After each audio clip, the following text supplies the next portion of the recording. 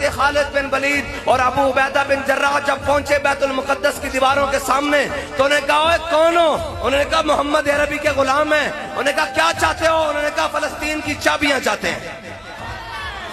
انہوں نے کہا فلسطین کی چابیاں چاہتے ہیں۔ انہوں نے کہا تم میں وہ کوئی نہیں ہے جس کا ہم نے اپنی کتابوں میں پڑھ رکھا ہے۔ انہوں نے کہا کیا مطلب؟ انہوں نے کہا تمہارا امیر المومنین تمہارے ساتھ ہے؟ انہوں نے کہا نہیں، یہ خالد سیف من سیوف اللہ ہے، یہ ابو عبیدہ ہے امین حاضر الامہ۔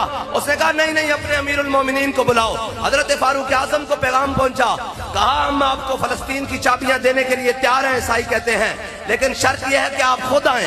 تو حضرت فاروق اعظم بیت المال میں سے ایک اونٹ لیا اور ایک اپنا ساتھ میں غلام لیا، زادے راہ باندھا، کھجورے باندھی، پنیر باندھا اور چل پڑے بیت المقدس کی جانب۔ اور طے کیا فرمایا بیت المال پر اتنا وزن نہیں بڑھانا، آج ان کے پروٹوکول ہی ختم نہیں ہوتے، آج ان کے جناب ہٹو بچو ہی ختم نہیں ہوتی۔ اور دیکھیے امت کا امام آ رہا ہے۔ حضرت فاروق اعظم نے ایک اونٹ لیا اور غلام سے طے کیا کہ اتنے میل تم سوار ہوگے، اتنے منزلیں میں سوار ہوں گا، اتنے جناب مسافت تم طے کرو گے، اتنی منزل پر میں بیٹھوں گا۔ اور جب طے کرتے کرتے بیت المقدس کے دروازے کے سامنے آئے تو منزل طے ہو چکی تھی۔ حضرت فاروق اعظم کا نیچے اترنے کا وقت آیا اور غلام کے اوپر سوار ہونے کا وقت آیا۔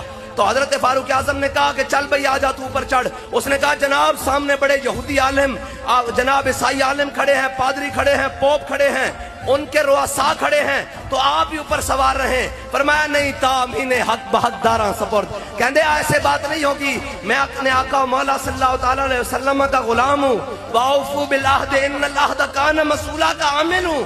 فرمایا میرے غلام اب یہ بات نہیں ہوگی، میرا وقت نیچے اترنے کا آیا، تیرا اوپر چڑھنے کا آیا۔ اور جب غلام اوپر چڑھا اور حضرت فاروق اعظم نے ایسے اونٹ کی نکیل پہنچی تو جب قریب پہنچے نا تو وہ عیسائی عالم حضرت ابو عبیدہ بن جراح اور حضرت خالد بن ولید سے کہنے لگے بتاؤ یہ جو اوپر آ رہا ہے یہ تمہارا امیر ہے یا جو نیچے نکیل پکڑ کے آ رہا ہے یہ تمہارا امیر ہے؟ انہوں نے کہا تمہیں اس سے کیا لگے؟ انہوں نے کہا ہم نے اپنی کتابیں کھولی ہوئی ہیں، ان کے اندر لکھا ہوا ہے نبی آخر الزمان حضرت محمد مصطفیٰ امام الانبیاء کا ایک غلام آئے گا، وہ اس شان سے بیت المقدس کی چابیاں لینے کے لیے آئے گا کہ دیکھیے کس شان سے امت کا امام آتا ہے، خود پیدل ہے، سواری پہ غلام آتا ہے۔